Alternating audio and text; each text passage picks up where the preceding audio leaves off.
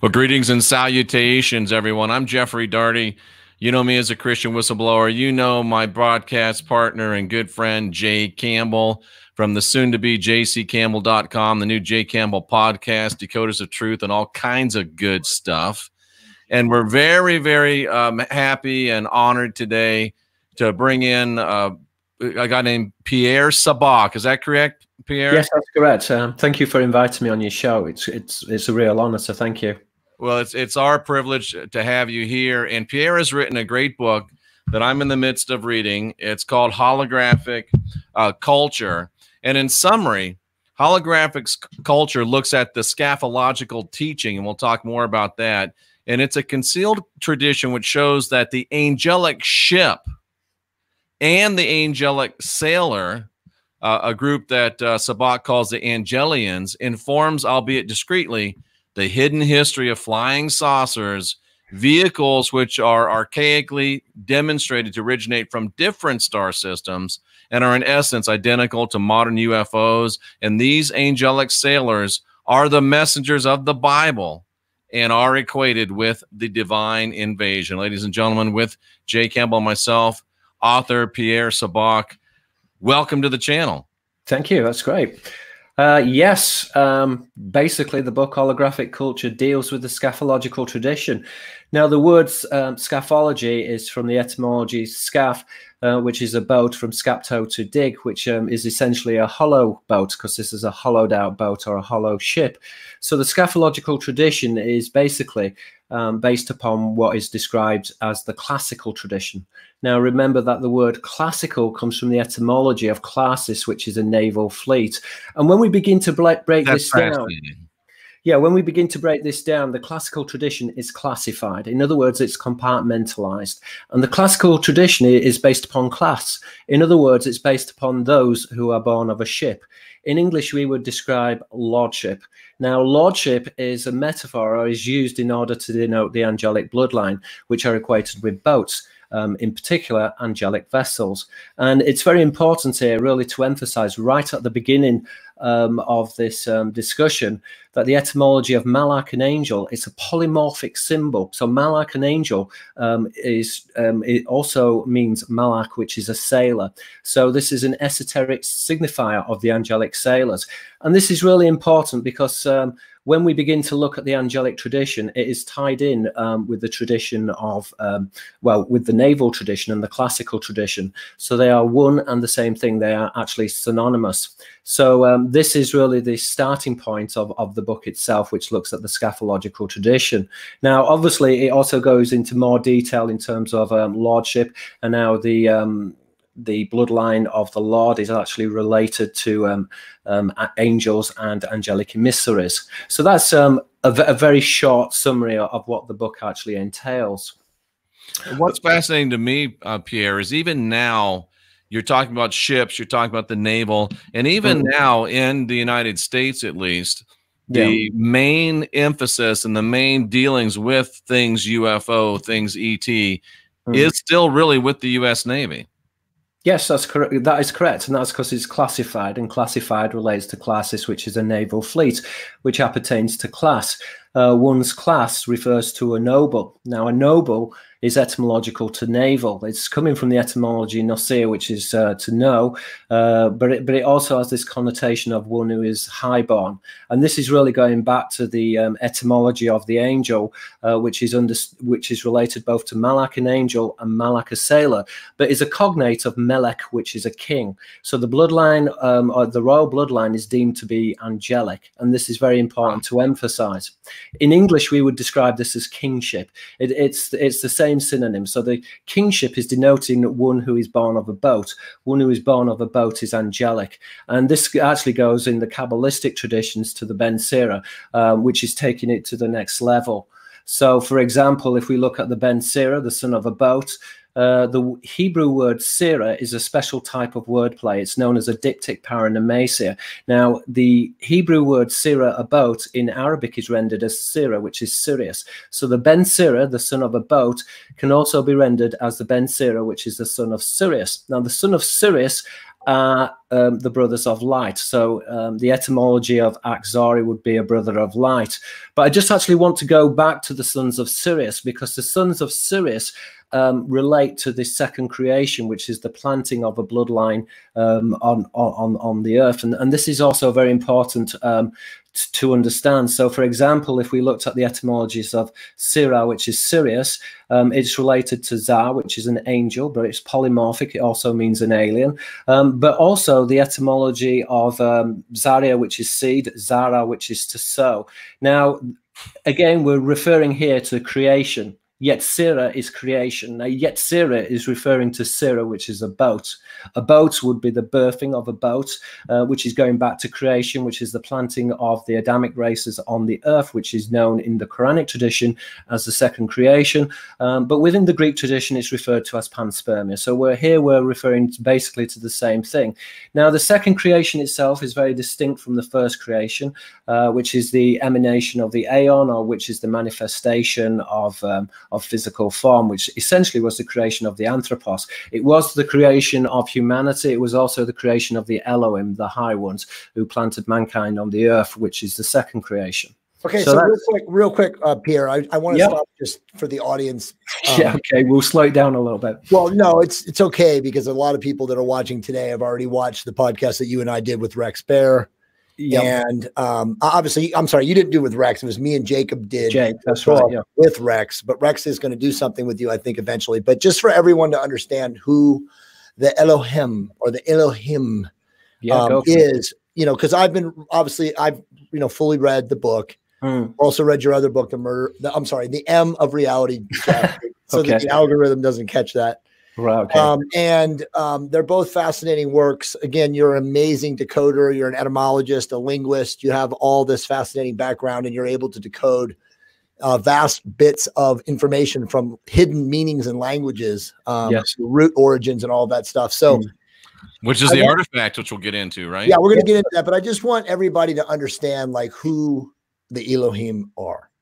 Okay. And how they are right now, to this very day, right now, manipulating political structures, the world, you know, at large. You know, you talked about, you've spoken very, very well, I may add, about how they are literally immaterial and dematerialized spirits. Yes, that's correct. And how they can just come in and out of, you know, physical bodies. They have this ability. Correct. So just give the people that are listening right now that are not familiar with your work a good definition of the Elohim. Well, the Elohim are basically the seraphic races. And in order to prove this, we actually have to go back into the etymologies. So there is this cognate within Hebrew between the Elohim, which are the high ones, and Erin, which is a watcher or a shining one. Now, we know from the Testament of Amram that the watchers are the shining ones, are the seraphim, because they are said to have a face like a viper. We also know that it's cross-compatible within the Hebrew between Sopheth, a watcher, Seraph, which is a serpent, and Serepha, which is fire. So the watchers or the shining ones are correlated with the seraphim, and the seraphim are correlated with the Elohim. And the Elohim, when we go back into this, are correlated with Yahweh Sabaoth, the Lord of the host. Now, the etymology of Sabaoth, host, is related to Saba, which is an army, and Sevet, which is a crew of a naval vessel. Now, again, Saba, an army, is related to Sepheth, which is a viper or a serpent. So when we're talking about Yahweh Sabaoth, the Lord of the host, actually what we're speaking about is the Lord of the seraphic host. Now, the seraphic host are often combined with the cherubim, which are the proto-human angels. Now, I refer to this as the seraphim-cherubim dialectic, because there are two branches of angels, which again feed into what I describe as a parallel society. Now, Plutarch refers to the parallel society, or he certainly makes allusions to the parallel society. Now, the parallel society is the interrelationship between, if you like, the government and then these angelic emissaries. Now, certainly within the Hebrew, there's an etymological relationship between Satan, which is an adversary, but within the Old Hebrew, it's also used to denote a political party. This is why in Hebrew, Shilton government is related to Shaitan, which is essentially Satan, and is related to Sintin, which is two. So again, this idea of a part or a party. But this goes back into the royal bloodline again. So Sultan is etymological to Shilton government and Satan, because this is related to the fallen angels. And again, we're seeing that Sultan is related in the Arabic to Tanim, which is a dragon. So again, this idea that the bloodline of the king goes back to the dragon is found encoded in absolutely every language. And I can give you a few examples of that. So, for example, it is amazing. It really is. I mean, divine right of kings, it just all goes back together. So, yeah, exactly. So, for example, if you look at the etymology of Sarif, is related to Seraph. So, Sarif for Lord in the Arabic is related to Seraph. But again, we've got the Archons. The Archons is related to a Drakon within the Greek, but that's going back to the earlier Semitic root of Akim, which is a noble, where you would get the etymology of Akan, which is a Seraph. And again, it's a cognate of the Archon. So, again, this is the seraphic host, which again are related to ships, hence the etymological comparison of an ark in the Latin. But the etymology of ark is actually going back to the Greek root olkas, which is a large carrier vessel, and okima, which is a type of vehicle. So again, we're dealing here with carrier vessels of the angels, and the angels themselves are described as emissaries. But again, even if we want to go back into the Japanese etymology, the Ryujin is the first emperor of Japan. Now, Ryu means dragon. So you know, whether we're dealing with the Archons or we're dealing with Akim, a king, and Akan, which is a seraph. In the Persian language also, Mal is a leader, Mar is a serpent.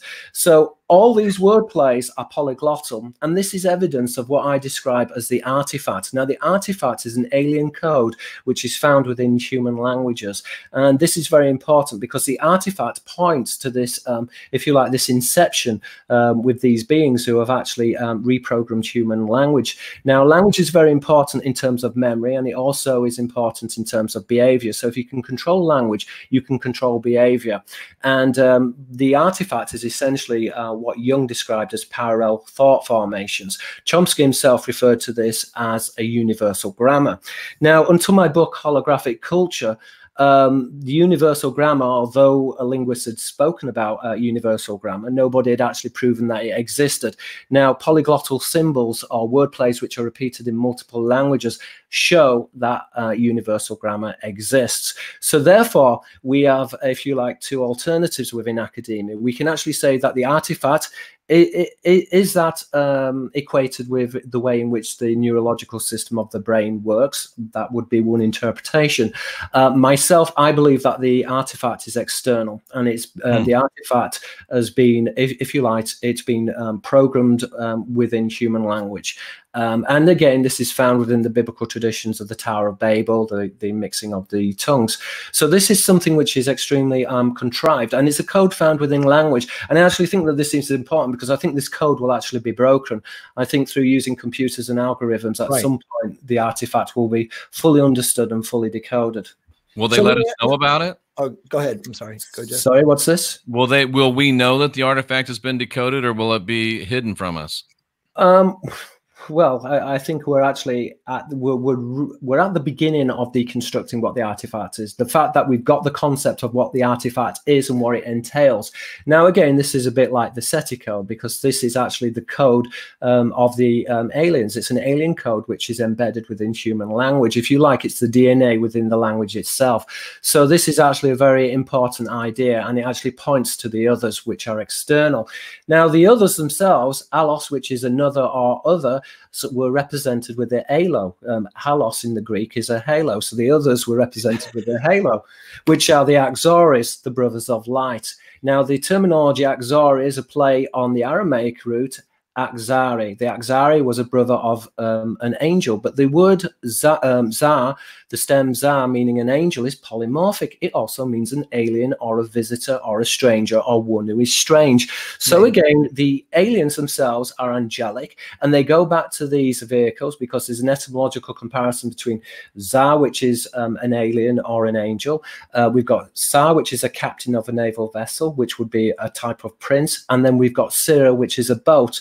The same word plays are also found, if you like, within the Arabic and the Hebrew. So Amir is a prince, is related to Amara, which is a fleet or the host.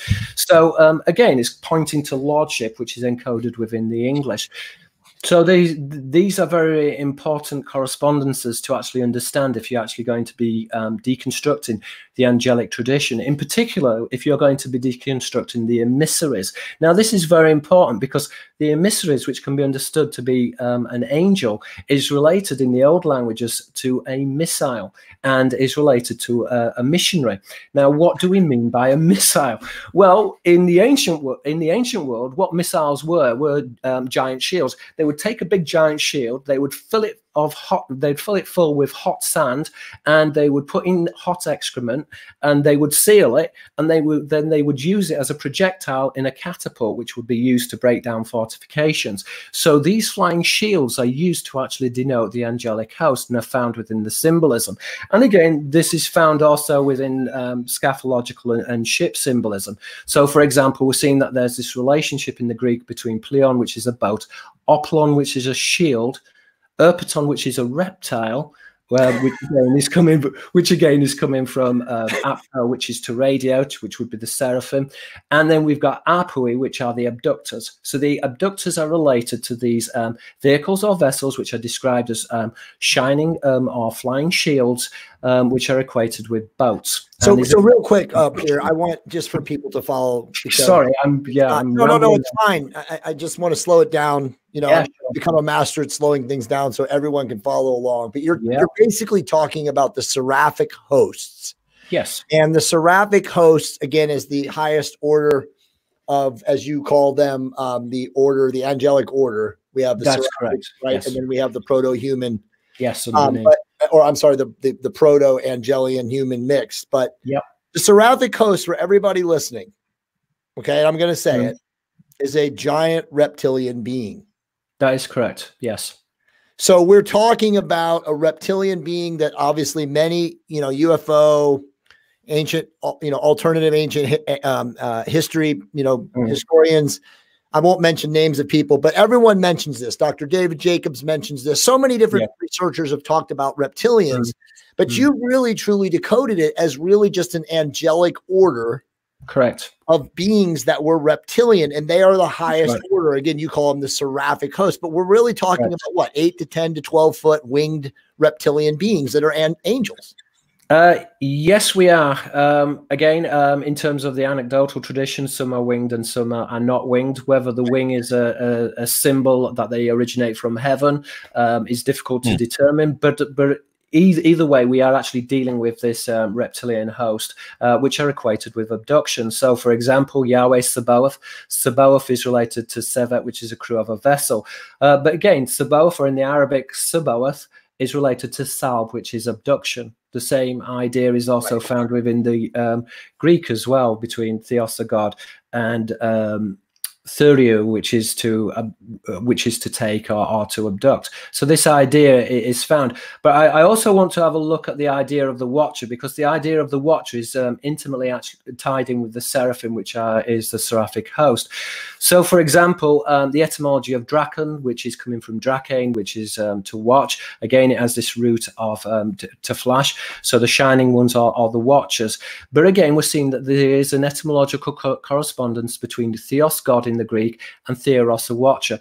The same would also be found within the Aramaic as well. Yahweh Yira is a term used to denote Yahweh. Yahweh will see, but Yara, which is to see in the Arabic, is equated with Yahweh, and in the Arabic, Jawa, which is the host. Now the J and the Y is morphological. There is these morphological switches.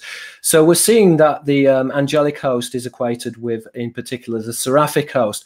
But within symbolism, the seraphic host is often combined with a human element, which is the cherubim angels. I describe these as proto-humans. So, for example, you might have... So, for example, one of the signifiers of the host, we mentioned one before, was a shield, and the shield is connected to an angelic boat. But Conversely, or they're closely interrelated, should I say, we have the wheel, and the wheel is closely related to a chariot. And so this is important also. So, for example, within the Aramaic, the ophanim wheels, the etymology of ophan, a wheel, is coming from pana, which is to turn or to spin. A similar correspondence is polyglottal. In English, we would find the correspondence between a wheel and to whirl. Now, the ophanim wheels are actually very interesting because they're often in symbolism. They're shown as interlinked, and this is because the ophanim was said to be a series of cogs. So flying saucers, or what we would describe as a flying saucer, can be understood to be made from a series of interlinking cogs. Now, the ophanim were also shown with the eye as well, or the shining eyes. As we said, there's a relationship between Sopher, watcher, Serapha, fire, and Seraph, which is the serpent. So this is denoting the seraphic host. Now, the seraphic host are identified with Sirius because there's this etymological connection between Seraph and Serapha, which is fire. The connection is taking us back to Sira, which is Sirius, Sara, which is a spark. Now, the spark is denotational of the seraphim or the jinn, because the jinn are said to be born of fire. And this is also, if you like, emphasized with the etymological connection between jinn and gen, which is a serpent or a worm. A serpent or a worm being the seraphim, which are born from Sirius, which are the sons of the boat, which are the a brother of light, which is a brother of an angel, the Axari or the Axari, depending on the wordplay, or the Paranomasia. So this is all actually fascinating, because when you begin to break it down, the ufological tradition, right, is ancient. So it's been very popular within academia to say, well, you know what, abduction, it's a new idea, and you know what, this idea of the boats and aliens, again, is just an extension of the 20th century technology, and that the aliens are just really an extension of ourselves, or they're a better version of ourselves. But this is all a very new myth. But when you actually begin to break it down, that's not true. This idea of an angelic sailor is ancient. The idea of the wheels or the shields, the flying shields, which are correlated with ships, again, is an ancient idea. And so the ufological tradition, when we break it down, is based upon the scatological tradition, which is a restricted tradition. It's based on a private discourse. It's hidden. It's occult. And again, ocular, which is to hide. The word occult means to hide. But the connotation of occult is ocular, which is the eye, which, as we said before, dragon and drachane, which is to watch, or theos, God, theros, which is a watcher, Yahweh, Yira, Yahweh will see, Yara, which is to see. So the eye is a symbol of the dragon, or the symbol of the seraphic host, and that's important to emphasize. So there are a few pointers, if you like, into the directions of, in terms of how we would symbolize the watchers, and how they interrelate with angelic vessels and angelic ships. So one question I have real quick, sure, here, and I've asked this question to you before, and I think it's good for the audience, is to understand that the seraphic host, the seraphic reptilian angelic beings, who are obviously the first order, the highest order, in control, by far in control of this, planet structure.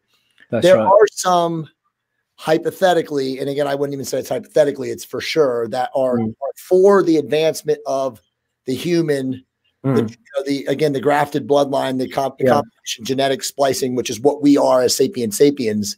Just as there are the dark brotherhood, aka the deep state, you know, whatever you want to refer to the dark. So there's, again, it's duality, right? There's light and dark forces of these surrounding reptilians. Yes. I don't want to stereotype the reptile. And I think that the reptile itself is also a victim of the same type of mind control and systems of propaganda that the human mind is subjected to. So human beings will do terrible things to other human beings, and this is due to ignorance. It's due to conditioning, and I think that the same is also the same would be with the seraphic host. So I'm not trying to stereotype them, and I think that some of the structural problems in terms of conflict and war, which we find with humanity, which again is dependent upon the artifact, is also being played out with the seraphim as well. So we're seeing, if you like, that antagonism. But certainly within the classical tradition, there is this antagonism between the Pythagorean and Euclidean tradition. So, for example, Pythagoras is etymological to Puthos, the speaker of the serpent, which would be the seraphim. And the Euclidean tradition, Euclid is to copy or to ape in the Arabic. So it's a diptych paranomasia from the Greek Euclides, which is good glory. But Euclid, to copy or to ape, referring to mathematics, is coming from the etymology of curd, which is an ape. So we're seeing that there is this partition within the priesthood between the human element, or the humanist element, and then the seraphic element, or this non-human element. And within symbolism, this is denoted by the two pillars of Freemasonry. So we're seeing that there is this correspondence. But again, as I said before, it's based upon this occult tradition. And as I said before, ocular and eye is denoting the dragon.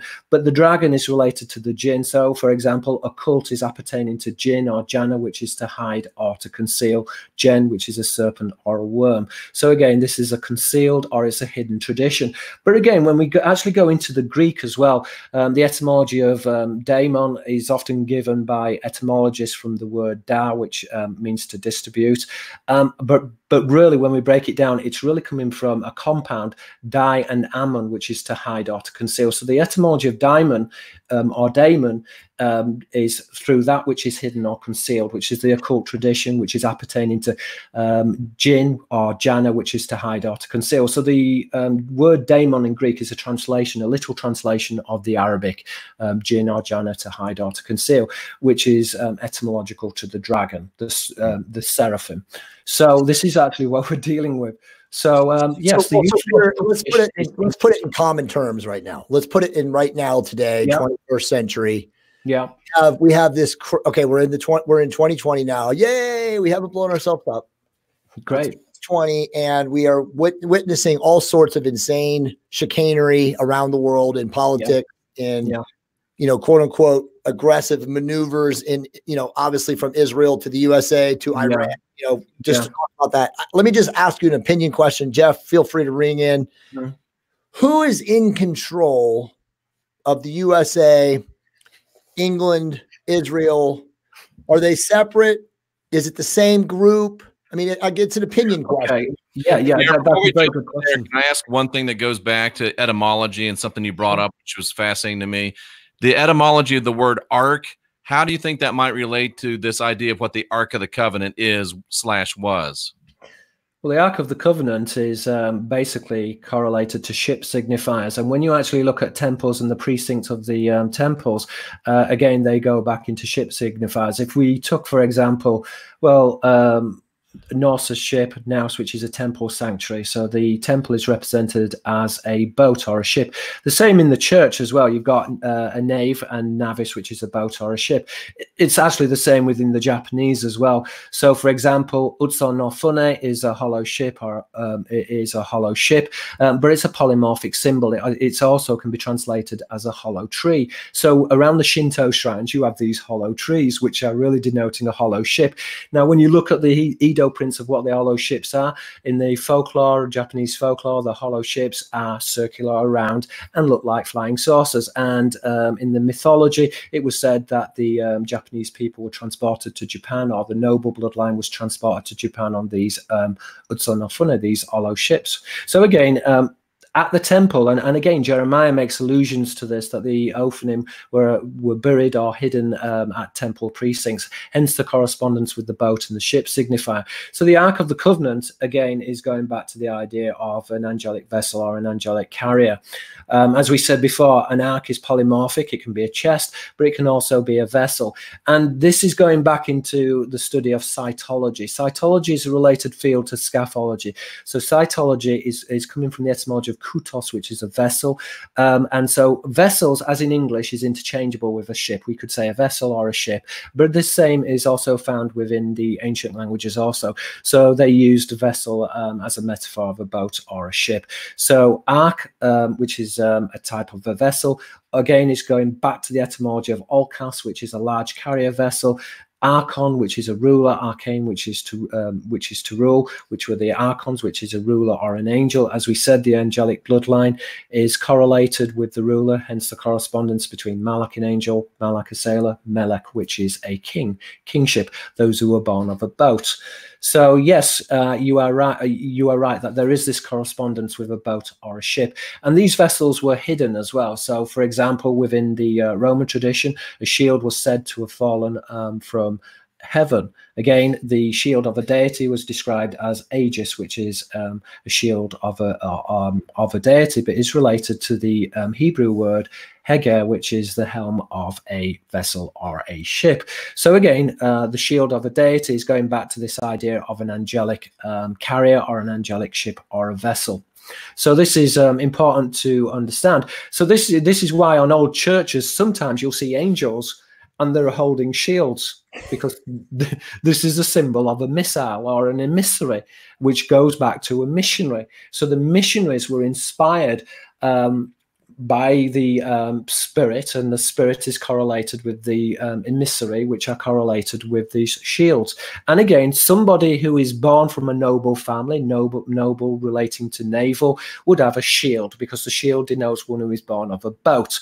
And again, you would then have a family tree, because the tree is symbolic of grafting, the grafting of bloodlines. So in the ancient Semitic and within the Greek traditions, you have this idea that bloodlines can be grafted together or stitched together. And in particular, this is very, yeah, and this is very pertinent when you're actually dealing with the noble bloodline, which was said to be a grafted or a stitched bloodline. And again, this would go back into the reframe, Rapha, which is a ghost, but it's coming from the root to stitch or to heal. But this idea of bringing together and combining bloodlines, again, the divine is used to denote the grafting, because the vine grafts itself to a tree. So again, this is another esoteric signifier. So this study of scaphology, it's a restricted tradition. It's not something which you will really find, because it's ancient. It's been concealed through symbolism. The reason why I stumbled upon it was because I was studying ancient languages, and soon as I realized that Malach, an angel, refers to Malach, a sailor, that just opened up a whole can of worms, literally, you know. Okay, so I want you to answer the question that I originally asked, but back to that. Right, okay. Hold on. It's such a great explanation. I want you to explain grafted, because people need to understand who have not read your book. And again, people don't read today. It's not, you know, no offense, but most people are not going to read your book. I highly recommend anyone who watches this show, whether you're watching live now or you watch it in recording at some point, purchase his book. It's phenomenal. You know, Jeff can share how amazing it is. I have been telling people it is an absolute decoding of the Matrix. It's the first scientifically credible, again, because of Pierre being such a historian, occult symbologist, and, you know, all the things he does, etymologist. He knows the history of this planet as it's been shown to us, but it does explain everything. PierreSabakBooks.com. But the question back to the grafted bloodline, royal grafted bloodline. So people understand, they took, and again, a lot of researchers have decoded parts of this, but they took a reptilian seraphic DNA and proto-human DNA from Sirius, Orion, whatever. And then as you said, from Australia, they took the original, hominid. Yeah. And they made us all together. And all of us right now watching this show, unless there's some seraphic reptilians watching this show, which I'm sure there are, we are that combination, correct? Yes. So basically what happened,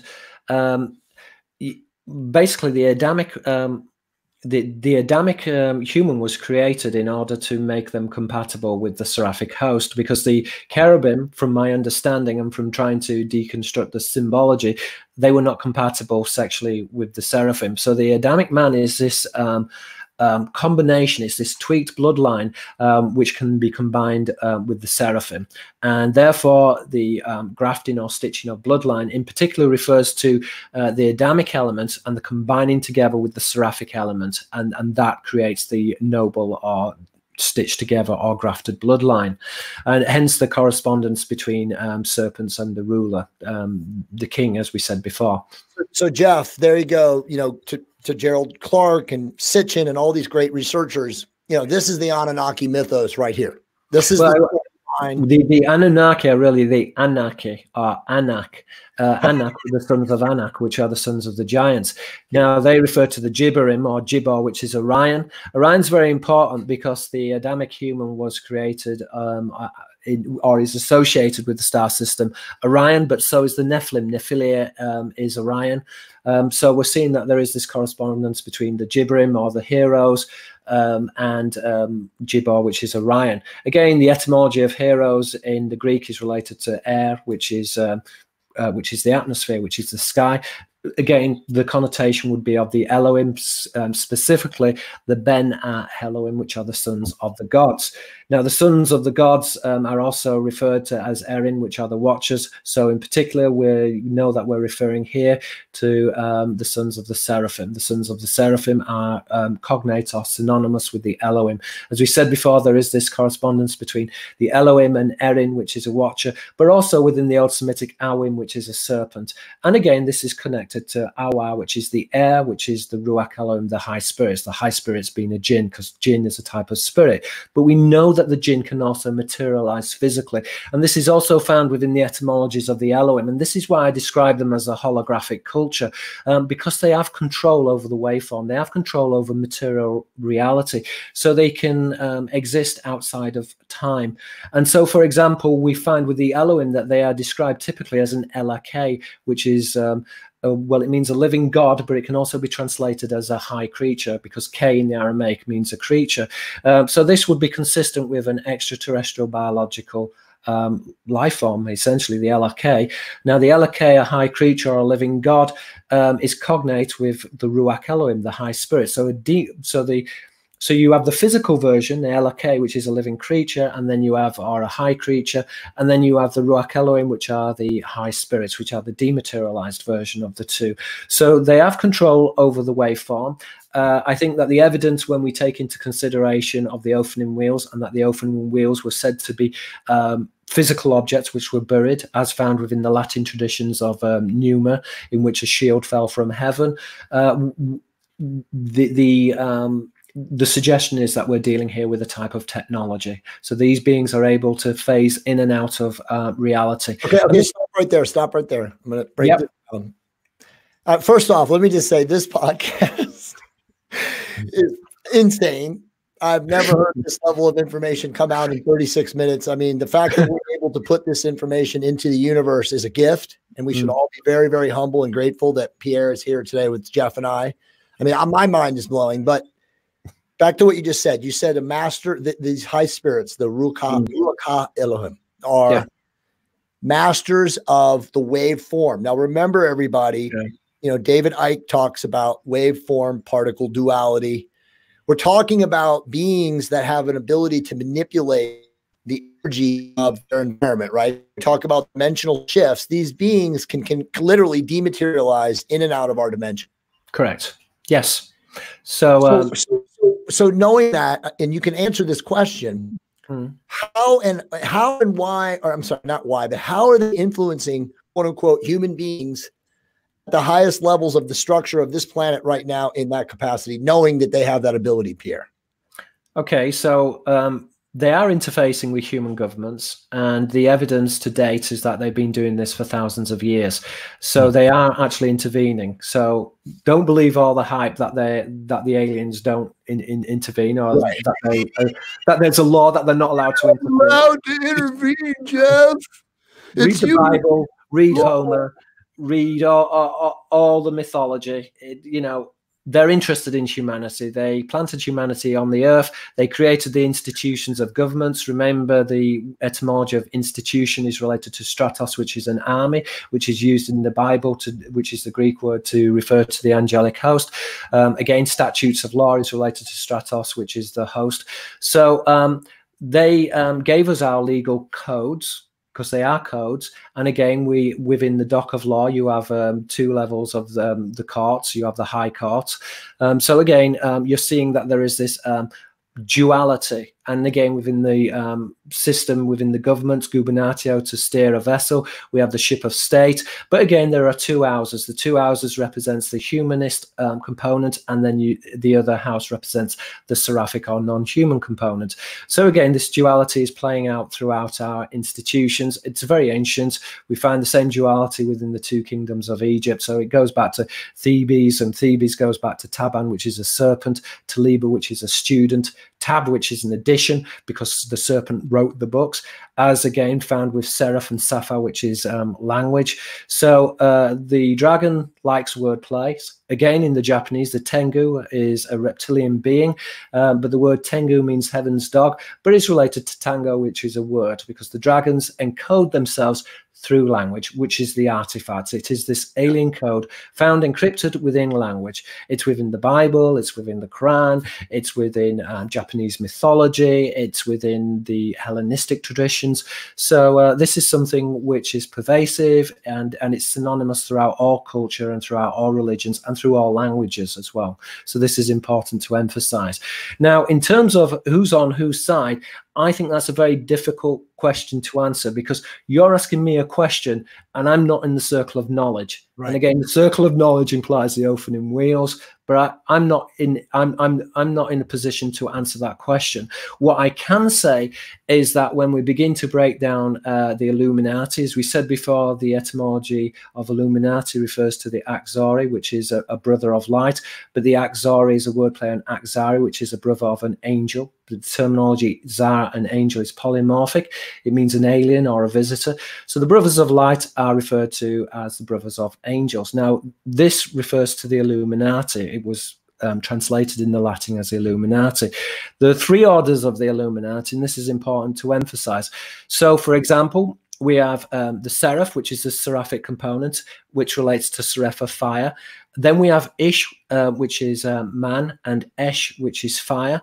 And then we have the neophyte, Foot on a plant, Phot, which is light. Again, the neophyte is this idea of planting, and also the neophyte is compatible so with the seraphic host, so therefore it has a connotation of a grafted bloodline as well. So three orders of the Illuminati: seraphic, humanist, and this grafted element. Now, the three orders of the Illuminati play into the seraphim cherubim dialectic, or this humanist and non-humanist tradition, which goes and feeds into the parallel society, this society or political structure which encodes ourselves and the others. The others were represented by light. Alos, another, or the other is represented with Halos, which is an Alo, which is the brothers of light, which is a signifier of Sirius and the seraphim or the jinn. And this goes back to Plutarch, correct? Yes, that goes back to Plutarch. He wrote commentaries or biographies called Parallel Lives, and that was looking at the traditions between the Romans and the Greeks, and were biographies of famous Roman and Greek citizens. But underneath the Parallel Lives is this subtext, or this idea of a parallel society, and this idea of the interrelationship between men and gods. Right. And again, when you look at Hermes, he wears this cap, yes, which looks like a shield. The shield, again, is a symbol of the angelic vehicle, depicted as a shield. So, now, oh, go ahead. Yeah, the shield is also important because many of the words associated with shields are also associated with saucers. And so, for example, the votive dish is represented as a circle, and inside of the circle, there is a bobble. Now, this bobble represents a wheel. So the votive dishes were representational of a wheel. Hieroglyphically, they were used to denote Sirius. And so the priestess was literally worshipping ship and angelic vessel. And we find the same wordplay also in the Arabic. Sabaoth, the host, is related in Arabic to Sabah, which is to glorify. So again, this symbol of worshipping is polyglottal. It has this connotation of a ship, which is an angelic vessel, which was represented by the votive dish, which was denotational of a wheel, an axle or wheel, which was used to represent these angelic carriers or vessels.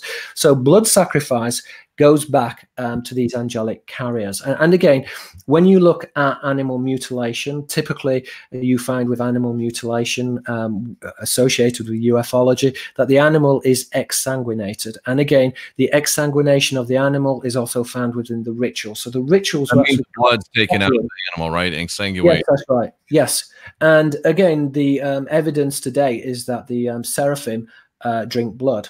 And I think this is kind of interesting when you actually look at the grey alien as well. So, for example, the depiction of the vampire or the Nosferatu typically looks very similar to a grey alien. Again, the jinn are said to be hungry as well. There's an etymological correspondence between the jinn and hunger, and this idea that they feed off blood and that they're continually hungry. Again, this is because the jinn looks like a skeleton and the grey alien looks like a skeleton. Right. So one who is emancipated looks like a skeleton, which is a signifier of the jinn, or those who are hungry, which goes back into the vampiric tradition. So so there is a lot of correspondences when you actually begin to break it down. But as I said before, this is a hidden tradition. And I think, I certainly think in terms of my own book, that perhaps what's important about my book is that before my book, yes, you had Van Dyneken talking about the chariots of the gods, but it was never proven. If you like, the associations between angels and the ufological tradition was based upon circumstantial evidence. Now, I've gone into this into a lot of detail, and I've proven this through etymology, and the etymologies then tie into symbolism. So, right, and that's what this is the first book which really proves and establishes the thesis that the angels is the same phenomenon as the alien, and is interlinked with the ufological tradition, which is essentially a cult, and it goes back to the early tradition of scaphology, which is the study of angelic boats and of angelic ships or boats within the religious and mythological tradition, which is interrelated to the cytological tradition, or the study of vessels. Now, going into the symbolism of the vessel, this is interesting also. So, for example, with the genie, a genie comes out of a lamp, but when you look at the signifier of the lamp, it's in the shape of a bark or Egyptian boat. So the lamp again is used as a vessel. As we said, the etymology of vessel is polymorphic, and so the English word bark is a signifier of a dog barking, which is a dog star, which is a boat. But the same wordplay is found also within the Hebrew and the Arabic. So sirah, boat, is related to sirah, which is the plural noun for wolves. So again, this idea that is related to the dog star. Now, according to the symbolism, the dog is said to bark at the rising of Venus, mistaking Venus for Sirius. So there is this, if you like, this esoteric signifier related to dogs. And again, the idea of the vampire, which has canine teeth, again is going back to the symbolism of the dog star, which would go back to the Gorgons and Gorgos, that which is terrible. Would werewolf be included in that?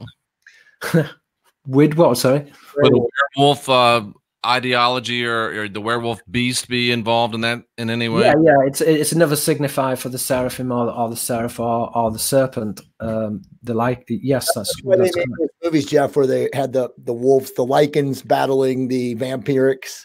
Yes, that's right.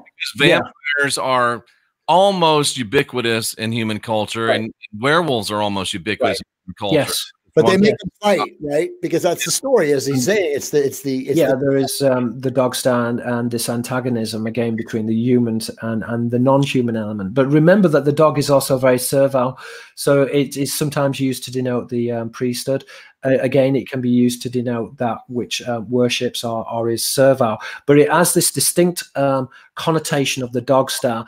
And so, for example, the dog collar. In the Aramaic, kubba, a collar, is related to kalb, which is a dog, which is al-kalb, which is the dog star. So the priest who wear a dog collar is making a reference to the dog star. Again, dog tags in the military. Again, so one is fighting one is a dog soldier, one is fighting, and the symbolism there is of the dog star. So they would be signing themselves up to fight for the seraphic hosts. And there is a measurable amount of lore that shows the werewolves as being subservient to the vampire. Right. Mm. It's always there. It's always in Hollywood in some way. Yeah, Hollywood, exactly. Yeah. So, well, they have access to this occult tradition. So, But again, Hollywood is really an extension of the ancient mythology. So in Hollywood, as in the ancient myths, you have the inner and the outer meaning within the mysteries. So if you like, it's layered, it's threaded, there's always a subtext, there's always a hidden tradition. So so well, let me ask you just first off, because you just decoded your book. It's amazing. I don't know how you did it in 45 minutes, but you did 46 minutes. You always bring the best out of me, Jay. Jeff, are you okay to do another 20 to 30 minutes? I'm fine. Yeah. Are you okay, Jeff, to do another 20 to 30? Absolutely. Okay, let's keep going, because I mean, to have this many people live in the middle of the day is amazing. But and there's a lot of questions, but let's make it very highly relevant to now. Okay. Jeff and I are very obviously woo-woo positive. The world's going to change. We're bringing the light.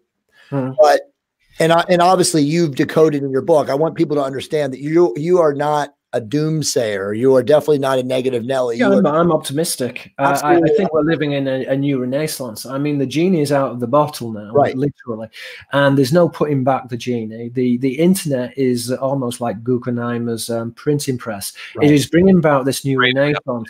In the same way that within the Renaissance they were gathering all this classical knowledge from the ancient scriptures, which were being retrieved and were being stored in the Vatican, and this knowledge was being disseminated. Again, this idea of dissemination would go back into the idea of the sowers, or those who seed, and would indicate a seeded bloodline. As we said before, there was this correspondence between Zar, which is an alien, and Zaria seed, Zara, which is to sow. So this idea of planting of a bloodline, which is interrelated to the second creation. But anyway, there was this new renaissance, and this new renaissance is also occurring now with the computer. So we are able to deconstruct. I think the problem before was that the academia had the say, basically. So they came out with all this, if you like, they translated everything and they interpreted the myths, and then that became set in stone. But I would ask your viewers, why is it that within the angelic tradition that the angel is always equated with a boat or a vessel, and in terms of worship and religare, which is religion, or to moor or to tie back a vessel, so religion itself is based upon the veneration of ships and boats. As we said before, the nave is of a church is related to navis, which is a boat. We have all these boat signifiers. But why is it that nobody talked about boats within mythology, and they didn't talk about the correspondence between the emissaries and a missile, which were these flying shields? And I think that this is important, because here we're dealing with a restricted tradition. It's a private discourse, and it's a private discourse which is fully understood by the hidden priesthood. I refer to them as the disciperati, the deceivers. Now, the etymology of disciple is related to disciperati, which is one who deceives. So the disciple is one who deceives, essentially. And again, initiation is based upon levels of deception. So, for example, within the outer and inner mysteries, you have the outer mysteries where the person believes that the text or scripture is literal. Then you go on to the next encoding, which is, well, it's astrotheological, which of course it is. And then the next encoding, well, is actually the gods do exist. Here you are, meet one, speak to one. He's just comes from heaven. So, opposite. Is that a pattern that gets repeated, Pierre, in your opinion, across time and cultures? Yes. This is encoded in the artifact. Yeah. So whether it's the Japanese government, which again is split and partitioned between a dual society. Again, the word ninja in the Japanese means patient one, but when you break down the Chinese characters, the ninja means the brother of the serpent. And again, so again, they are now. I hope there's no ninjas watching that, because that's obviously secret. So you wouldn't be so happy about me telling you that the patient one, which is an assassin, is actually a brother of a serpent. But again, with the philosophers as well. So Sophia, which is knowledge, is an anagram of office, which is a serpent. So the brothers of wisdom, or the lovers of wisdom, are the lovers of the serpent. Again, would go back into the Pythagorean tradition, Prouthosagoras, the speaker of the serpent. So yeah, it's ancient. This is this is very ancient. And so when obviously people's attitude, I think when you start talking about, yes, well, there's a grafted bloodline and it goes back to the serpent and it goes back to the brothers of the serpent. The brothers of the serpent are the brothers of light, and the brothers of light go back into Sirius symbolism. A lot of people may think that this is actually conspiratorial, but actually when you go back into the ancient etymologies and start cross-referencing them, so you're seeing that this symbol is polyglottal and it's referred to in multiple languages. And again, this idea that the gods themselves are related to the dog star is pervasive throughout our cultures. And I can give you a few examples of polyglottal symbols which appertain to deities relating to the dog star. So, for example, in English, God is a reversal of dog. As we said before, the priesthood would wear the dog collar. But in Arabic, Allah and Awa is to bark. In Latin, Lato is the old name for Apollo. Latro is to bark or to snarl. In Japanese, Kami is a god. O Kami is a wolf. As we said before, Tengu were the heaven's dog, which were the seraphic beings. Again, within the Japanese Edo prints, they are typically represented with a star or a dog, or the combination of the star and the dog. Now, I wonder what the combination of the star and the dog means. Of course, it's a representation of the dog star. So this is ubiquitous. These symbols are polyglottal. They are found throughout the world. And I'm saying to the viewers that for you to understand mythology, you have to be conversant with the scaphological tradition, the study of angelic ships within the religious and the mythological tradition. It is the missing link. And again, the missing link is a representation of the opening wheels, the planting of the human races on the planet, the missing link. Missing link or the hidden link? Same thing, really. I think it's concealed. It's that which is hidden or concealed. Again, when you look at diptych paranomasia as well, it's actually very interesting. So, for example, you've got Orthorn, which is a sheet or a sailcloth, which is used to represent Ophan, which is a wheel. So typically you'll see within Greek carving, you'll see a sheet next to a deity. Again, this sheet is the connotation of is jhana, to hide or to conceal, but there's a diptych paranomasia there between Orthorn, which is a sheet or a sailcloth, and Ophan, which is a wheel. As we said before, the boat is related to the wheel or the shield signifier. So again, we're seeing the idea of draping a sheet or a sailcloth is used to denote a wheel. So this is important. I'm sure he'll be right back. I don't know. He may have grab something to drink or go to the bathroom or something. But just real quick, there's a lot of good questions. By the way, the comments are amazing, guys. Keep them coming. So one of the questions, and you and I have talked about this before, is who is Lucifer? We have this giant, we have this group of beings on this planet that think that Lucifer is this illumined one. Okay. If you know anything about the Bible and biblical lore and scripture, which I know you do, also, Lucifer, the light bringer, was like implanted. It was probably a fictitious. Okay. Is Lucifer, in your opinion, the same being as Yahweh, the same being as Jehovah, the same being as a million other names? All right, let's have a look at some etymologies. So Lucifer in the Latin is Luxfer, in the Greek Phosphorus. Both of these are used to denote Venus. Now Venus, with the exception of the sun, but in terms of the planetary bodies, is the brightest planet.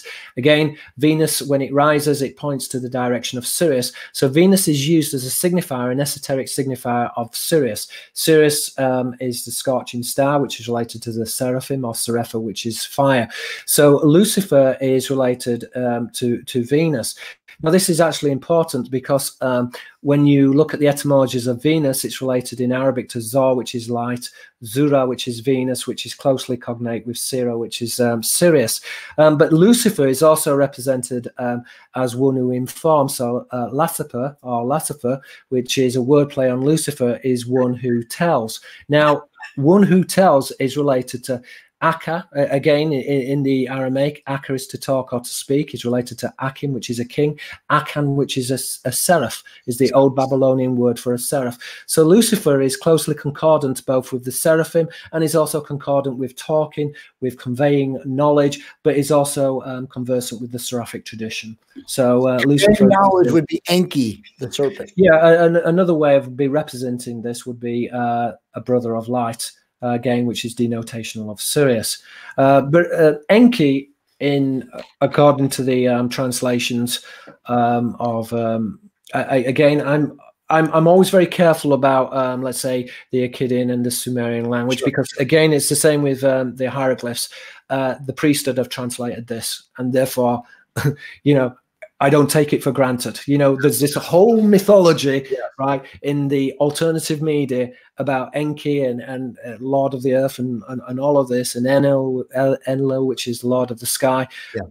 But I'm very cautious about this. Again, I think that there are levels of knowledge, and I think that the priesthood have been directing. They've been directing both academia, but they've also been directing also the alternative media. And I think in terms of the scatological tradition, there has been a psyop, certainly within academia, to discredit this subject.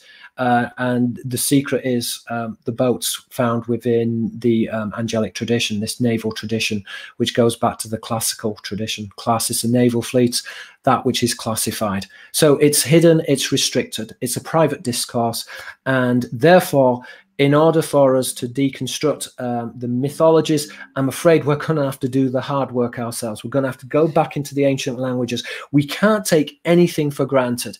And this is what I've found out with my research time and time again, when I've relied on other authors and other researchers. And again, researchers who were considered to be the best of the best, who were at the top universities, they are wrong. But when you actually begin to break it down, it's a careful deception. It's not, oh, well, they made a mistake. It's actually, this deception is an encoding. It's a symbol. It points to the truth. And so this is another thing.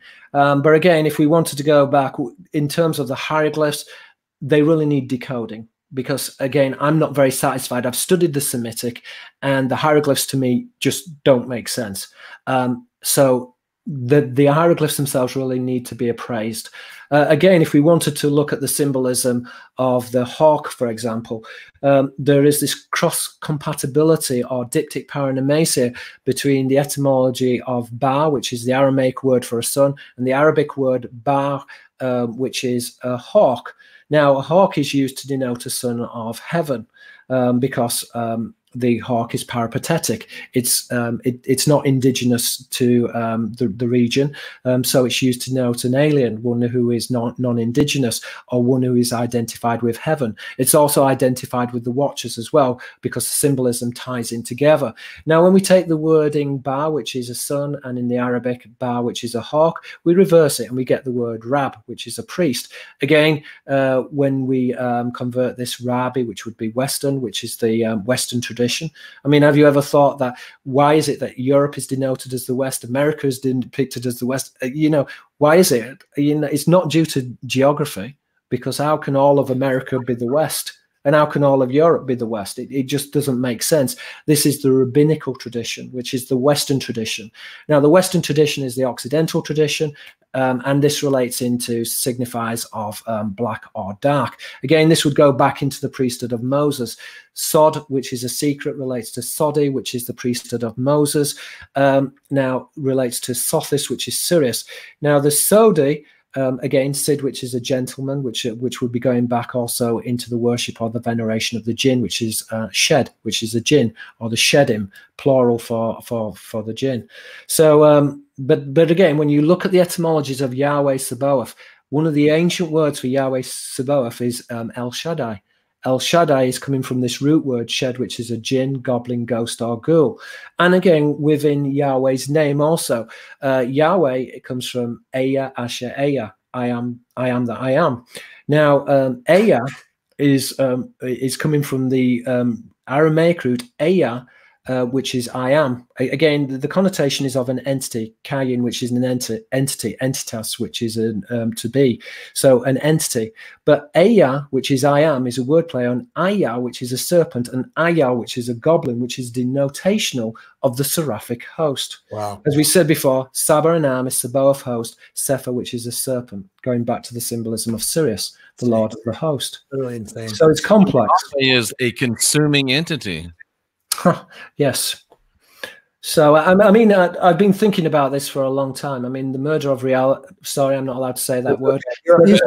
But the academic Baudelaire himself, he referred to the murder of reality, and so that was a term which I appropriated from Baudelaire, who is an academic who studies semiotics. Semiotics is the study of signs. So I borrowed the title from Baudelaire. But again, the murder of reality took me 7 years, so it wasn't a frivolous work, and the holographic culture took me 8 years to put together. And again, it's because I had to go back into the ancient languages and deconstruct them. So this, I want to try and emphasize to your viewers that my books are not many books now are just basically large amounts of text taken from the internet and just pasted together. That is true. Yeah, wow. I went back into the ancient languages and I studied this for myself, and I got interested in polymorphic symbolism. Polymorphic symbolism is referred to in Arabic as Wuju al-Quran, which is the forgotten recitation. The Wuju al-Quran is a polymorphic word, so the Quran is written in polymorphic words. It is a layered document. It is nuanced. So it is faceted. Again, Wajah, which is a facet, Wuju, which is the forgotten recitation, polymorphic words. So I got into polymorphic symbolism, which is a type of paranomasia or a type of wordplay favored by the Illuminati or the Disciperati, the deceivers. And so so it took a long time to actually begin to deconstruct many of these polymorphic words which have multiple meanings. So, for example, in English, we would have son, but so a person's child is a son, but son can also represent a light, so one who is born of the light.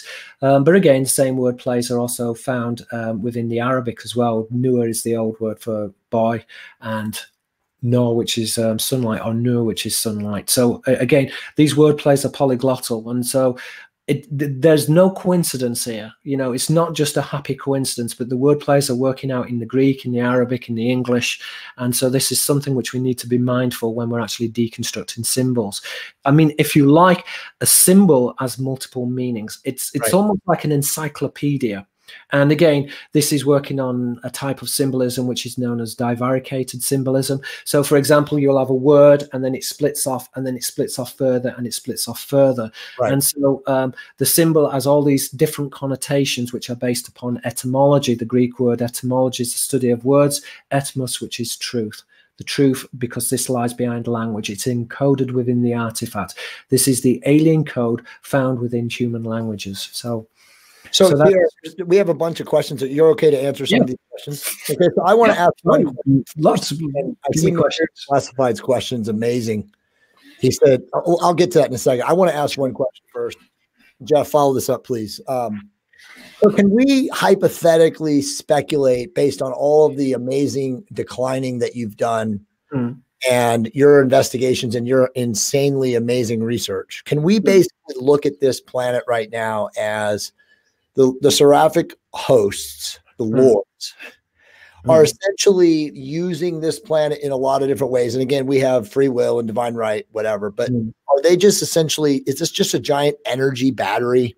And essentially, we know they drink blood. We know that they're sacrificed. We know there's all these other things going on. Are they essentially harnessing our etheric, energy? We know they dematerialize and immaterialize. Are they, again, with the waveform, are they just essentially, is this just like a giant battery to them? Well, I think that's a possibility. I mean, I actually think that they're mining intelligence, and so they're very interested in emergent systems, which are systems of evolution.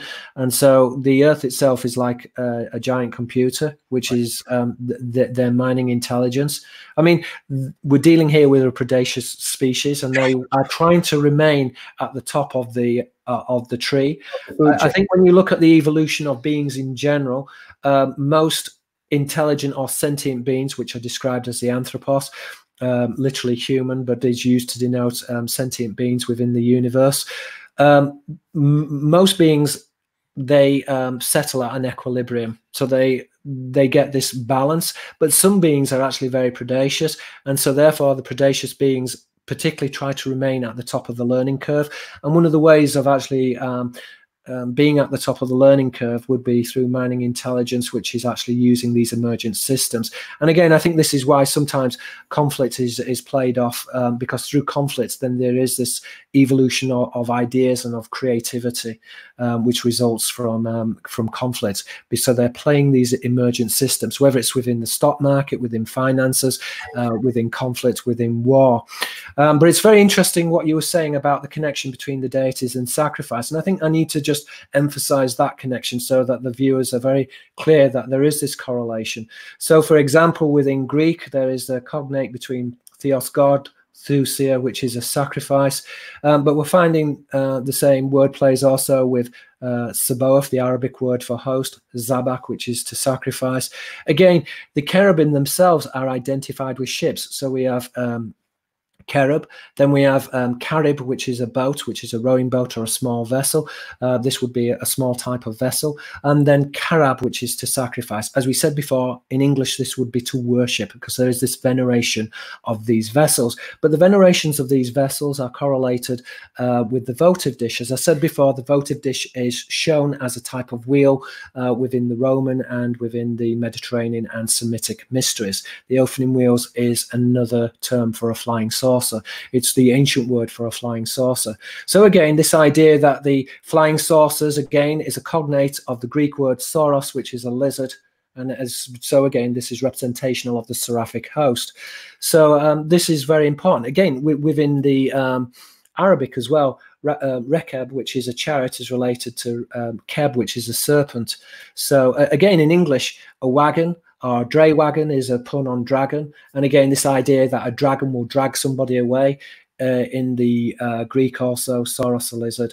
And I'm trying to think. But there is this connection between dragging away with the lizard within the Greek. It's a polyglottal symbol. We've got drakon, drasomi, which is to grab. Again, with the lamia, lambain, I'm trying to remember the word, lambainin, which is to grab, to take. So the lamia, again, is another word for the gull, which is, again, gula is gluttonous in the Greek, the lamia or lamiros, which is gluttonous. So that which is gluttonous is a type of vampiric being.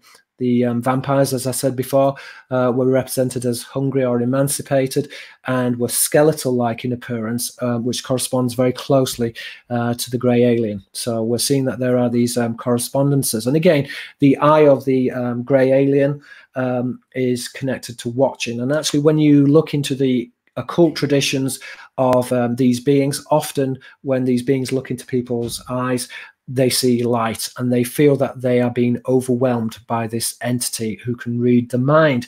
And the entities are telepathic, and we know this to be true because certainly within the Arabian traditions of Karin, which is a type of jinn, the Arabic etymology is related to Kari, which is telepathic. So the companion spirit, which is a Karin, in English we would refer to this as a familiar spirit. Now remember that the etymology of familiar is related to family, and this is also found with the Elohim as well. Elah, which is a type of deity in the Arabic, is related to Al, which is a type of family. So again, that there is this genetic correspondence which is going back with these entities which are identified with abduction.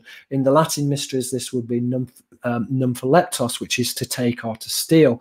Again, this idea of leptos, which is to take, again, is closely related to lepros, which is a scale, and we've got I'm trying to remember lupa, which is a wolf or a dog. So the connotation is of the dog star. So again, it's going back in the same vein or the same traditions. So Pierre, with all of this that you're talking about, it kind of feeds right into Terry's question. Is energy a currency in the sense that it's something that's being consumed here by these beings? Yes, I think at an energetic level, blood is actually related to energy. And again, certainly within the Persian language, there is this correspondence between the etymology. I think it's unzen within the Persian, but it means, it has a strong connotation of light or deep red. So if you like, blood is equated with light, which is equated to the soul. So this idea of drinking blood would actually be connected to this idea of absorbing the energy of the body, which in the Chinese traditions would be the qi, or the energetic, the electrical field of the body. And again, blood itself contains memories. And again, this is found within DNA. So this idea the old idea of cannibalism, where you would drink the blood of your enemies so that you could absorb their powers or their knowledge, is a very ancient idea. So it does seem to link in with this scatological tradition and this worship, ship as in a vessel, and religion or religare, a vessel, going back to the temple precincts. Pierre, my guess would be, and this has obviously been decoded by other researchers, and also in count one person or two person stories of people that have been to these sacrifices, these satanic ritual sacrifices, and they have said that when the blood of the sacrificed person was shed or spilled initially, it was able to summon these obviously immaterial beings, demons, spirits, whatever they are, into physical reality, and that men in this quote unquote area were able to witness this. And again, you've said it, it's been decoded. They are immaterial and they can dematerialize and materialize. So it would make sense that there was some sort of alchemical connection in the blood, which is obviously DNA, that summons these beings into this frequency. Yeah, I mean, I think that's actually a very good point. And also within these rituals, when they're killing the victim, they will stare at the victim. So again, that this is going back to the idea of the watchers and this idea of absorbing energy. But also they will scare the person as well before they kill the person. And this is certainly found within the etymology of secret and secrete. It's the same in the Chinese. The word "me" in Chinese means secret or secrete. It's polymorphic as in the English. So again, we're finding the same ideas encoded throughout language, and this again is going back into the occult tradition and the worship of the jinn. So, yeah, I mean, it's very disconcerting. But this is something which is found time and time again in terms of the occult tradition. So this is something which we need to be very mindful of.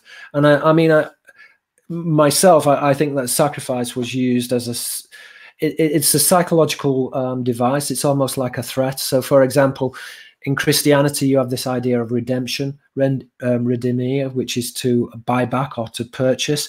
Money is very important because it's used as a signifier of this contract or covenant. But remember, money itself, if you look at a coin, is a type of cog. It usually has a serrated edge, and so it's decoding this cog. The cog was also decoded with or encoded within the votive dish, which is represented as a type of wheel because the opening wheels are interconnected as a series of cogs. So, which goes back to the seraphic host with the watchers or the shining ones. So, so this is very important to consider when we're looking at the rituals and what the rituals entail.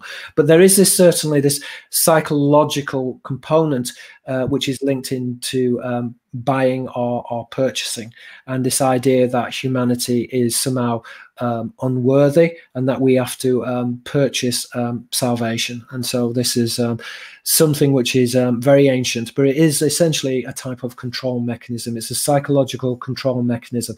It's almost like a type of veiled threat. So humanity is, through their blood rituals, they are being reminded of the angelic host, the emissaries or the missiles, which were represented as these flying shields, or the votive dish. Jeff, I've never seen you on a podcast for an hour and 15 minutes not have any words to say. Or is your mind that blown from this?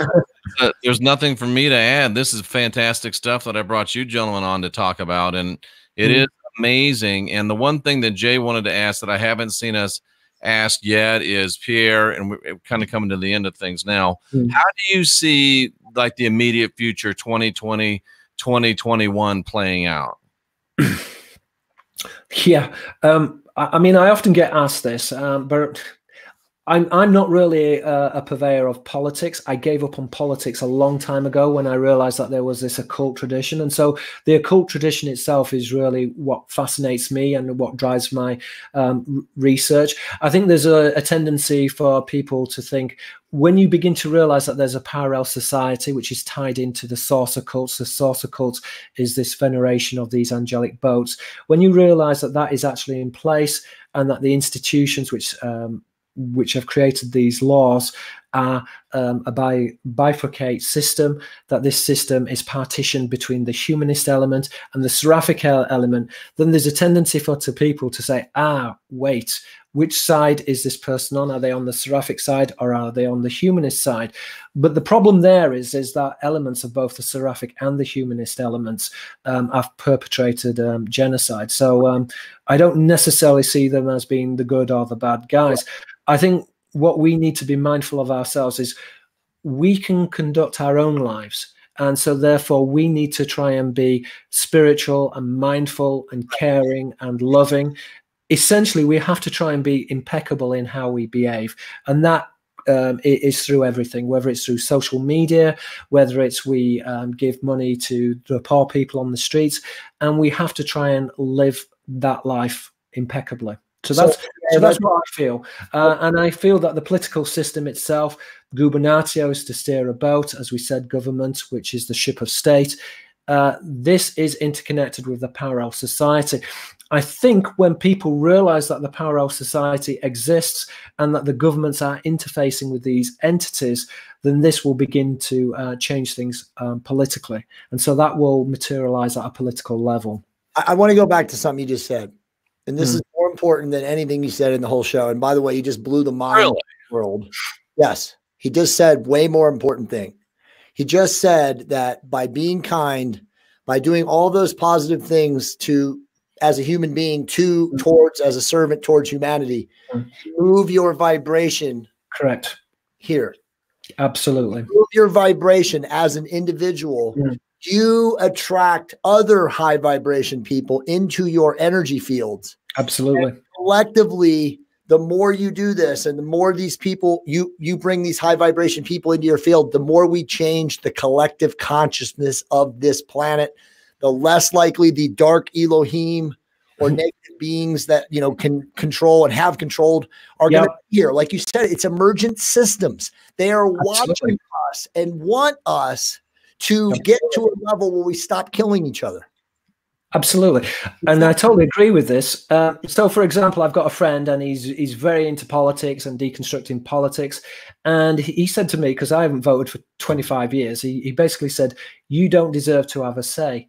But this is just not true. I mean, so for example, I've been more active in terms of local politics than what he has. I mean, I wrote 2 reports on fluoride to my local council, which was approximately 300 pages. I wrote to my local council. I did 2 reports about fracking, which were about 400 pages, and talking about the pollution of the water. So I've actually been actively engaged politically in terms of the environment. So this idea that you don't deserve to have a say because you just don't vote, it's redundant. It's a redundant argument because but essentially you can be a political animal without participating within the politics of just voting. Because at the end of the day, you know, if you vote, what do you get? You get the government. You always get the government, basically. And so you have to be that change. And so I totally agree with Jay. We have to live our lives exemplary. We have to be that change. And so I'm on the same sheet with Jay. And I always think that when I do podcasts with Jay, he always brings out the best in me. And it's always great to talk to Jay, because I actually get very nervous before these type of podcasts, but I find with Jay's very warm spirit, and he's a very caring person, and I just love doing the podcast. I'm always animated. I feel happy. I feel energized. And so, you know, and I'm very thankful for Jay as well, in terms of he's pushed my books and he's talked about my books, and a lot of that he's done that in his own time, and he didn't need to do that, but he did that out of a concern because he feels that this information is important. So again, I'm very grateful to Jay, and I'd just like to extend my gratitude to Jay again, because obviously he helped to connect me with you and this wonderful show, the Christian Whistleblower. So that's something which is great and which I'm very grateful for. So thank you very much, Jay, and thank you also for having me. I mean, if we've got time, I'm quite happy. If you've got any more questions, we can. Jeff, there's so many people that don't want us to end. I know. So we go a little, like 8 more minutes, rapid fire questions. Yeah, we can do that. It's up to you. I'm just being in it. But first off, thank you, man. I appreciate you. I love Jeff. I love you. I'm generating with many other people in this community a vibration of love. Jeff knows it. Jeff feels it. I feel it. Jeff does the same thing. Jeff has been positive for a long time. He's one of the few people. I knew that bringing you on the show today would be phenomenal. I knew that we would create a masterpiece. And honestly, this is so much better than the show that I did with you. I know you did a show with Seven Bomar. I love I did, great guy. I don't know. There's some great, as well. And he's been very right now who have seen both. So if you guys don't mind, what show? And again, I'm not comparing. It doesn't matter. But was this show better than the Seven show, or was it the same? If you guys share your opinion. Well, again, I think when you're speaking to different people, there's always a different resonance. I've known Stefan for probably about 10 years. He read my book, The Murder of Reality. And so we started corresponding, and he's been great because he's actually, again, he's pushed forward my work and my ideas. And again, he's done that out of kindness. And so I'm very grateful to Stefan as well. And I think that this is actually important. We are like a circuit board, and we have to start lighting up the circuit board. We have to be that change. We have to be that circuit. And I think that this is important in terms of your viewers as well, because a lot of viewers may say to themselves, well, what can I actually do? But there's a lot which you can do. You know, some people are very conversant with Facebook, and they can put out ideas on Facebook and share those with friends. Other people might be good at writing letters. Other people just may be good at talking and just going into work and discussing and talking ideas through with colleagues, for example, and not being afraid of ridicule. This is very important in terms of actually stimulating this change and encouraging and facilitating the change. So we need to be doing that. And you know, other people may not be very articulate, and they may not be very good at writing, but then those people can print out a leaflet about 5G or about fracking or about contamination of the water with fluoride and post it to your local communities, because I bet you won't. There's people in your local communities who are very good at writing, and if they know what's going on, they will be writing to their local council, they will be writing to their MPs. So this is actually important. You have to try and, it's not only just talking the talk, but it's actually walking the walk, and you have to try and live that and encompass that. Absolutely. Very well stated. Very well stated. Literally. Here, one last question that I have. Sure. Do you think that, and I know this is such a hard question, but I might as well just ask it. Do you think people, knowing what we know, learning what we know, discovering what we discover, is it time for us to begin to separate ourselves from these fear and guilt-based blood magic control matrix religions? Yes. Well, absolutely, yes. I mean, there is definitely a difference between religion and spirituality. Right. I mean, so for example, I mean, I've studied the soul pattern. The soul pattern is something which I've written about, but I haven't actually published this. Now, the soul pattern is basically that the soul can be incarnated, and because time doesn't exist, the soul can be incarnated into the past, or it can be incarnated into the future, and it can be incarnated into a better version of the past or the better version of the future. And this is really going back to the Platonic ideas of the imaginal realm. The imaginal realm is the spiritual realm. This is where all ideas are found. It's the universal. It pertains to universal forms. So in the Platonic school, universal forms are manifested as particular forms. They are particularized. Again, there is this close correspondence, if you like, between the implicated order and the explicit order, or the explicated order. And so the spirit is manifested physically. And therefore, it's very important in terms of so, for example, dreams also and dream states are connected to the spiritual realm and the imaginal realm. And so, therefore, if you can control the dream, you can control the dream states. The dream states are very close to the imaginal realm. So, therefore, you can control your incarnation. So, for example, if I was a soldier and my vibration was kill, kill, kill, kill, kill, then the chances are in the next incarnation, then I would be manifested as a soldier, because I'm kind of that this is what I'm thinking of. So this would go back to what I'm dreaming about, and the dream states, which are the spiritual realms, are manifested physically.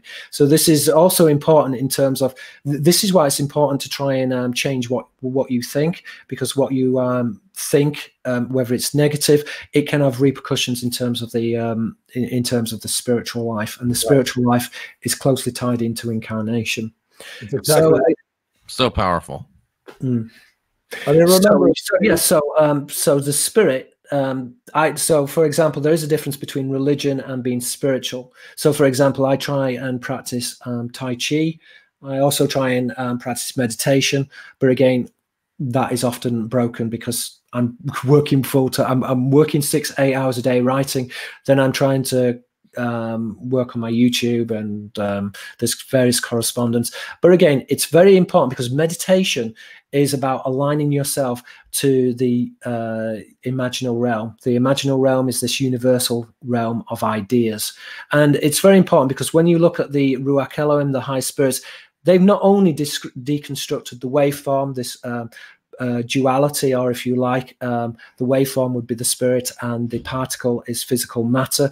But through deconstructing the waveform, they've also deconstructed the realm of ideas, which is the spiritual realm. And this is why, therefore, the jinn, the Elohim are equated with the fiery realm of heaven, Empyreos, which is used to denote heaven, but again has this connotation of the dog star or the shining one, Sirah, which is Sirius, which is the scorching or shining one.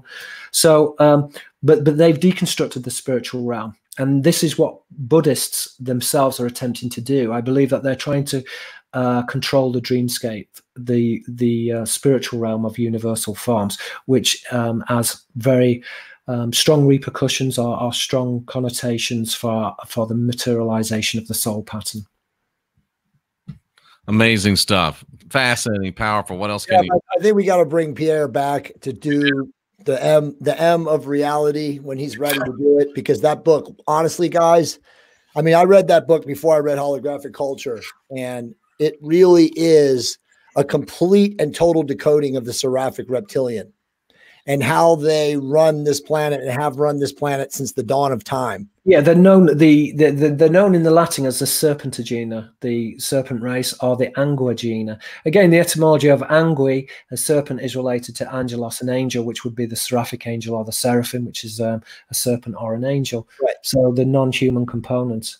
And they're not all bad, remember, because we wouldn't be here right now if they were all bad. I mean, they would have. Yeah, Sally, I'm not stereotyping. You know, we could say that humanity is bad. We could say that humanity is good. I mean, both statements are true, aren't they? So, yeah.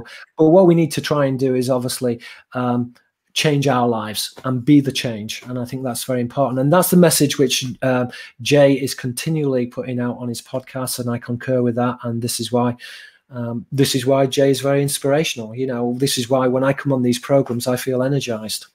Awesome, man. I love you, brother. I love Jeff. I love all you guys. I love all you guys watching. It's all about love. Raise the vibration. You know, that's my statement. My new statement is raise the vibration, raise your vibration to optimize your love creation. It's that exactly. I mean, again, the terminology vibration itself is very interesting because that's actually going back to Pythagoras's monocard. Now, the monocard is said to be a string, and the quickest vibration is the spirit, where the slowest vibration is matter. And this actually feeds into quantum physics. We would refer to string theory, but it's going back to Pythagoras. You know, this is an ancient idea. So Pythagoras recognized that according to the speed of the string, there are different dimensions which are correspondent with different types of vibration. So again, we're using the terminology which was adopted by the Pythagoreans. And I think sometimes when we use these words and we don't realize where they actually originate from, but many of the concepts are actually very, very ancient and very old. Amazing stuff. I'm Jeffrey Daugherty, the Christian Whistleblower. I've been joined today by my podcast partner, Jay Campbell, one of the great men in the planet right now that are teaching you how to physically optimize yourself and quickly becoming one of the great spiritual optimizers as well. And it's been our pleasure to have with us here today Pierre Sabak, author of Holographic Culture, Murder of Reality. And we're looking forward to speaking to you much more, Pierre. Fantastic podcast. Everybody in the chat room is amazed. And please leave us with one final closing thought, Pierre. Yeah, I mean, I concur with Jay, absolutely. You know, raise that vibration. Try and be compassionate to human beings. Try not to be judgmental. It is very difficult. If you're having problems in terms of being judgmental or superficial, or, you know, try and meditate or try and do Tai Chi.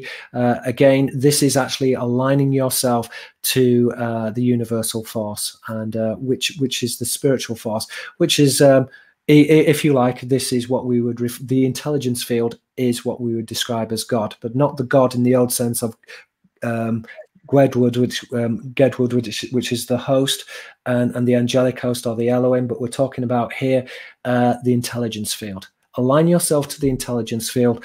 Everything will work out. Absolutely. And ladies and gentlemen, we salute you for being here, seeking after truth. For Pierre Sabak, for Jay Campbell, I'm Jeffrey Daugherty, the Christian Whistleblower. We wish you a very, very good day. And there's never been a better time, ladies and gentlemen, to unindoctrinate yourself. Thank you.